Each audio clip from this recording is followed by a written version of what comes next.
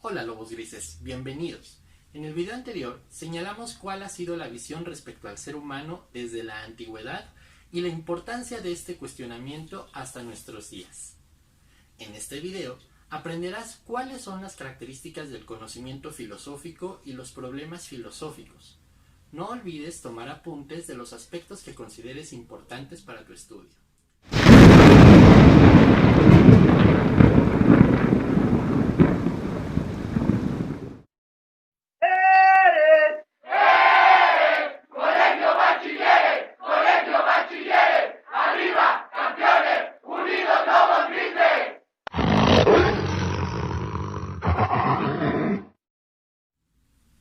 Todas las características que hacen al ser humano una criatura única le disponen a asombrarse respecto al mundo en el que vive y a partir de este asombro cuestionarse, buscar respuestas, dudar.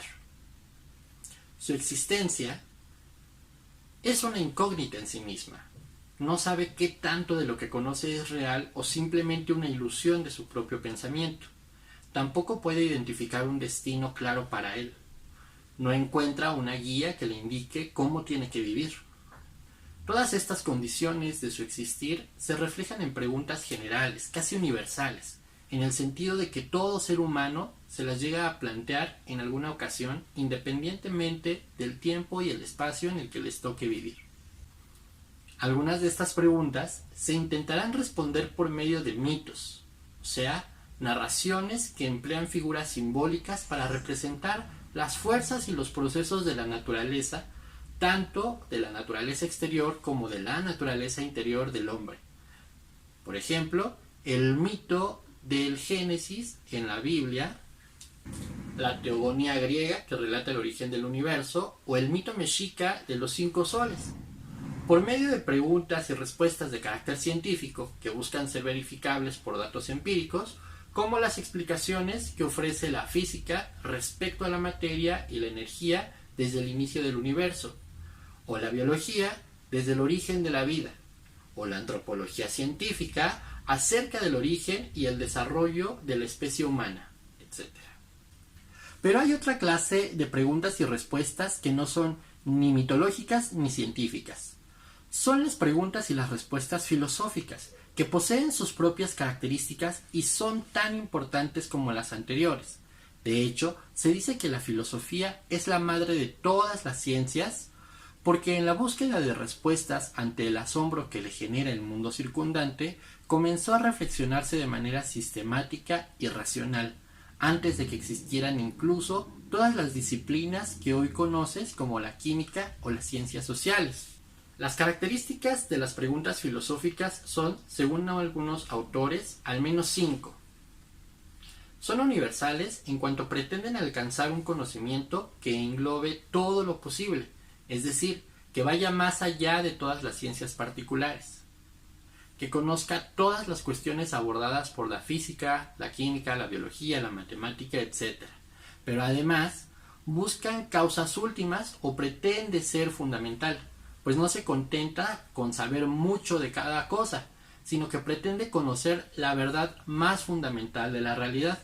¿Qué es lo que está en el fondo de la realidad? Es un saber reflexivo, en tanto procede mediante la reflexión racional de posibles respuestas y pretende implicarse dentro de ese conocimiento. Es crítica en tanto busca discernir las buenas respuestas de aquellas que no son satisfactorias y no acepta a cualquiera como apropiada. Es sistemática en cuanto a su proceder, enlazando y vinculando conceptos que den sentido a las respuestas que plantea.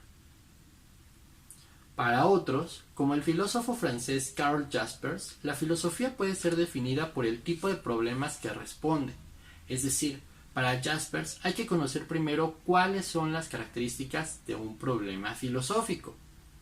Para él, son problemas indispensables, porque a partir de ellos el ser humano encuentra orientación para construir su vida. Son accesibles a todo el mundo, porque nuestras cualidades como seres humanos nos llevan a todos y cada uno de nosotros a plantearlos y a buscarle solución. Son independientes de la edad y la salud mental, porque desde que somos pequeños nos las planteamos y siempre estarán presentes de una u otra forma. Un niño, por ejemplo, de 3 años, se pregunta cuál es el origen de la vida.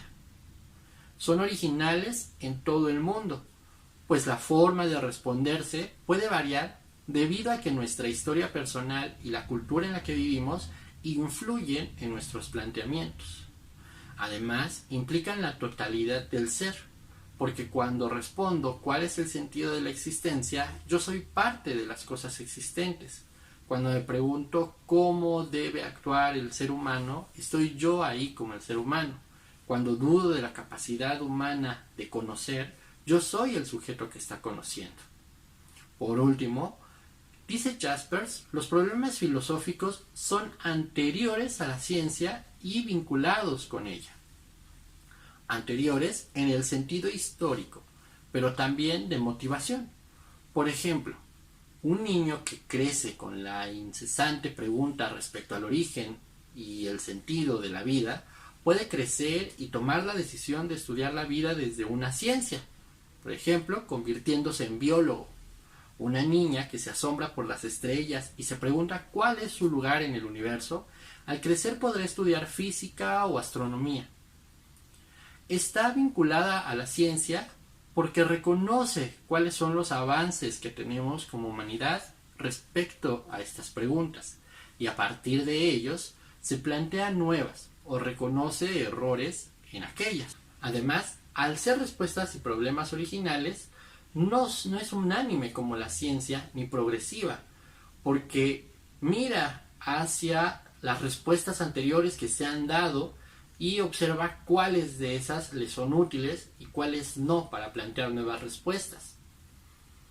Ya que hemos visto qué características tiene la filosofía y qué características hacen a una pregunta un problema filosófico, veamos de forma general cuál es la clasificación de estos problemas filosóficos.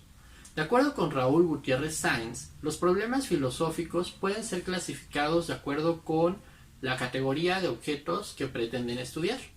Así, él propone que existen los problemas referentes al conocimiento, es decir, preguntas como ¿cómo identificamos que algo es verdadero? ¿Cómo sabemos que hemos alcanzado la verdad? ¿Hasta dónde podemos conocer? El problema del ser, que busca solución a preguntas como ¿por qué existe algo y no simplemente la nada? ¿Cuál es el sentido de las cosas que existen? ¿Cuál es el fundamento de lo existente? El problema del absoluto. ¿Existe Dios? Si es así, ¿qué características tiene? ¿Es importante o intrascendente su existencia? El problema de la existencia del hombre. ¿Qué distingue al hombre de otros seres? ¿Es el ser humano libre? Los problemas de la lógica, la ética y la estética, que responden a cuestionamientos relativos a la forma de razonamiento correctas, la conducta humana deseable y la existencia del bien o el mal, así como la belleza, respectivamente. Estos problemas se pueden englobar en disciplinas que revisaremos a profundidad en el segundo corte y que ahora describo de manera muy general. La metafísica englobará problemas como los del ser, el absoluto y la cosmología, es decir, los referentes a la existencia de la realidad, de Dios y del universo. La epistemología englobará los problemas referentes a la existencia del conocimiento, la posibilidad de conocer, la naturaleza del conocimiento y los medios para llegar a ese conocimiento. La lógica, por su parte, englobará los problemas referentes a la razón humana y, junto con la filosofía de la mente, cómo se encuentra configurado el pensamiento humano. La ética abordará el problema de la libertad del hombre y su acción respecto a los criterios de lo bueno, lo malo, lo correcto, lo incorrecto, lo justo, lo injusto. La estética abordará el problema de la apreciación sensorial en general y muy particularmente en la expresión artística mediante conceptos como el de belleza. Realiza la siguiente actividad. Ingresa al enlace para responder un crucigrama sobre las características de la filosofía y de sus problemas. Tienes 2 intentos. Cuando hayas terminado, toma una captura de pantalla de tu resultado y súbela en el formulario de Google Forms. Eso es todo. Y recuerda que, como escribió Platón en la Apología de Sócrates, una vida sin ser examinada no vale la pena vivirla. Hasta la próxima.